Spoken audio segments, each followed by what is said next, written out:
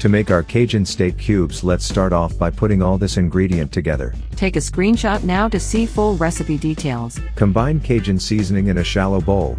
We'll use a 23 ounces tender New York strip steak, cut into 2-inch cubes. Heat skillet or pan to just smoking hot.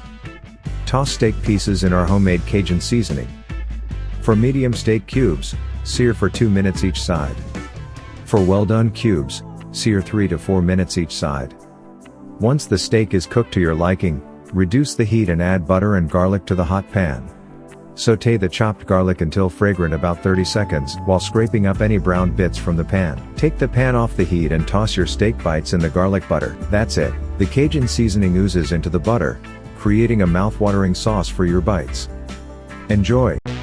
Would you like to win free chow from great restaurants in Massachusetts? Just scan the QR code or click the link in the description for more info.